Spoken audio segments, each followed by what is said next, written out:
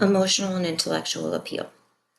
In comparing the rhetorical strategies of Federalist number 51 and Helvidius number 3, both written by James Madison, we can observe how Madison employs emotional and intellectual appeals in different contexts to advocate for his views on government power and policy. Federalist number 51.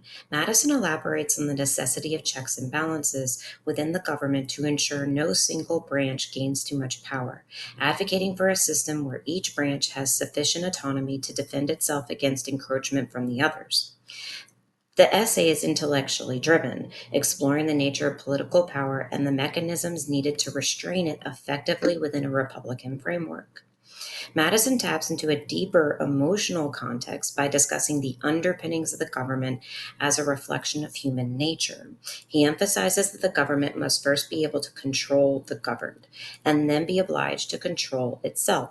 The emotional appeal lies in his argument that the structure of the government reflects the imperfect nature of human beings, necessitating a system designed to prevent tyranny and protect liberties.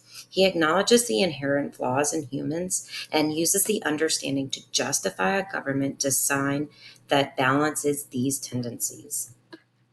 In Helvidius number 3, Madison challenges the idea that the executive branch has the authority to unilaterally decide the validity of treaties based on changes in foreign governments. His arguments are heavily legalistic and focus on interpretation of constitutional powers, specifically the roles of the executive versus the Congress in foreign affairs. Madison dissects the limits of executive power, providing a detailed argument about why such powers should be constrained within the scope defined by the Constitution. The emotional appeals in Helvidius number 3 are subtler compared to Federalist number 51. Madison expresses concern over the potential for executive overreach, which could undermine the republic's stability and the principles of democratic governance. His language conveys a sense of urgency about maintaining the balance of power to protect national interests and uphold the rule of law. The appeal to maintain a government that reflects the will of the people rather than the prerogatives of a single ruler resonates with an emotional call to vigilance against tyranny, especially during this time period. Both papers showcase Madison's adept use of rhetoric tailored to different audiences and purposes. Federalist number 51 aims to persuade the general public of the benefits of the proposed Constitution, emphasizing the practical need for checks and balances to protect personal liberty. Helvidius number 3 targets a more specific audience interested in the nuances of foreign policy and constitutional authority, arguing against executive overreach with a focus on legal boundaries and principles.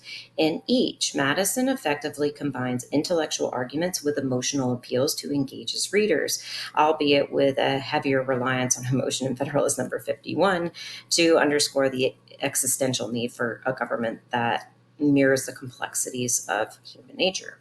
This is compared to the more restrained, though urgent, emotional tone in Helvidius number 3, where the stakes are framed around constitutional fidelity and the preservation of democratic processes. I find Helvidius number 3 to be similar to more of Witherspoon in that sense, where he's more reserved and restrained